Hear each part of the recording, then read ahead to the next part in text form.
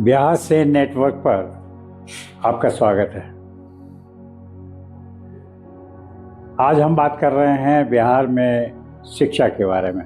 शिक्षा के जो कंपटीशन होते हैं उसके लिए एजुकेशन की ज़रूरत है, उस तरह के एजुकेशन की ज़रूरत है जो कि प्रतियोगिता में उन्हें पास करा सके और आगे बढ़ा सके। हम चपरासी और जो लोअर लेवल की सर्विसेज हैं उसमें तो एक बार सोच सकते हैं कि उतनी प्रतियोगिता नहीं होगी, लेकिन उसमें भी हायर एजुकेशन के जो लोग हैं वो भी उसमें अप्लाई करते हैं और उसमें आना चाहते हैं क्योंकि नौकरियों की कमी है। सरकारी नौकरी करने वाले लोग का सलूशन हमारे पास नहीं है। हमारे पास मीन्स हमारे पास उसका सलूशन नहीं है। लेकिन विचार तो हो सकते हैं आप ना। मैं कर नहीं सकता, जो काम मैं कर नहीं सकता हूँ मैं उस पर टाइम अपना क्यों बर्बाद। मैं तो जो आदमी इस बात को ट्रेन करने को सोचता है कि सरकारी नौकरी हमें नहीं करनी है, हमें स्वरोजगार करना है, क्या स्वरोजगार में मैं सॉफ्टवेयर नहीं बना सकता, सॉफ्टवेयर बना भी लूं तो बेच नहीं सकता।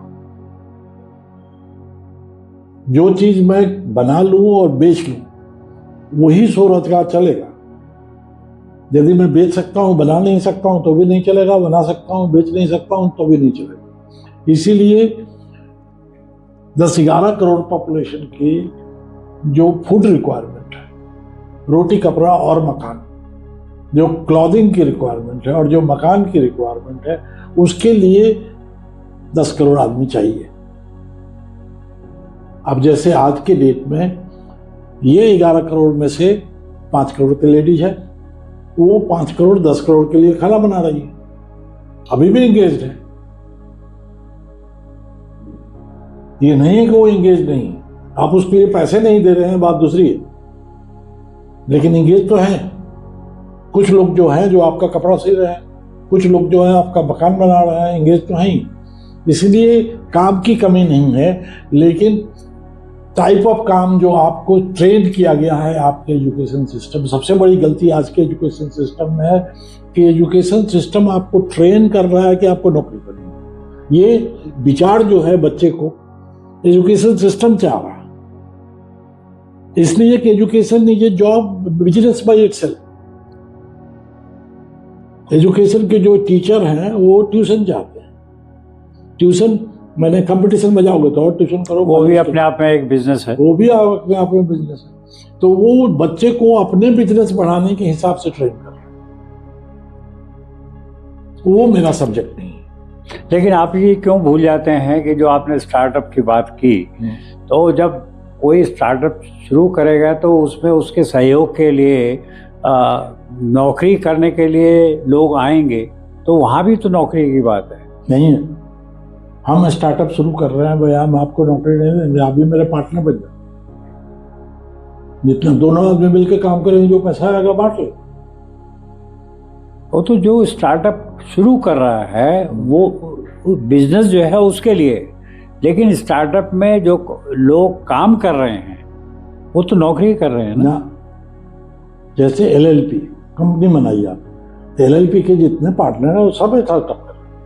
एक आदमी मैनेजिंग डायरेक्टर खाली थोड़ी कर रहा, एक प्राइवेट लिमिटेड कंपनी बनाई जिसके शेयर होल्डर्स हैं 25 आदमी, वो 25 आदमी भी तो बिजनेस कर रहे हैं। ठीक है, वो पैसिव बिजनेस कर रहे हैं, पैसा लगा रहे हैं, लेकिन बिजनेस तो कर रहे हैं। मैं उन सब की बात कर रहा हूँ, उस कंपनी में काम करने वाले लोगों की बात नहीं कर रहा, क्योंकि बिजनेस वो क्रिएट कर रहे हैं। काम करने वाले भी लोग हैं, लेकिन यदि वो क्रिएट करेंगे तभी तो लोगों को काम दें।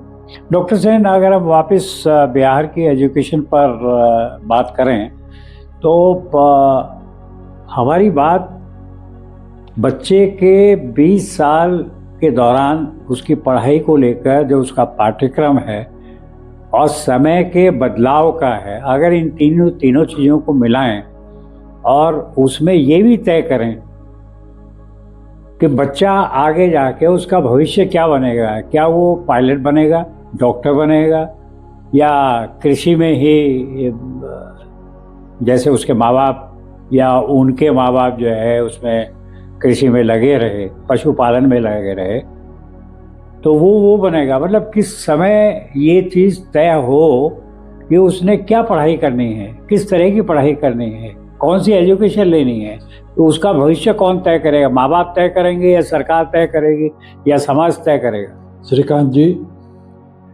बच्चे का भविष्य कौन तय करेगा? समाज नहीं तय कर सकता, बच्चा खुद भी नहीं तय कर सकता। बच्चे का भविष्य तो बच्चे का माता पिता ही तय कर सकते हैं। अब सवाल उठता है कि बच्चे का माता पिता का लेवल क्या है, वो एजुकेटेड है कि नहीं, वो लिटरेट है कि नहीं है, फर्स्ट जनरेशन एजुकेशन में है कि सेकंड जनरेशन एजुकेशन है कि थर्ड जनरेशन एजुकेशन है, माने बच्चे के दादा पढ़े लिखे थे कि नहीं, परदादा पढ़े लिखे थे कि नहीं, उस पर असर पड़ता है बच्चे को। तो यदि बच्चा का फर्स्ट जनरेशन उनके पिता ही लिटरेट नहीं है तो आप उससे उम्मीद करेंगे कि वो आईएएस बन जाए? तो ऐसे लोगों के पास जो कठिनाई है कि वो अपनी सोच के अनुसार जो है बच्चे का भविष्य तय नहीं कर सकते, क्योंकि वो उतने पढ़े लिखे नहीं हैं कि उनको सारी चीज़ों की जानकारी हो और अपने बच्चे के भविष्य को वो तय कर सकें कौन सी शिक्षा उसने लेनी चाहिए।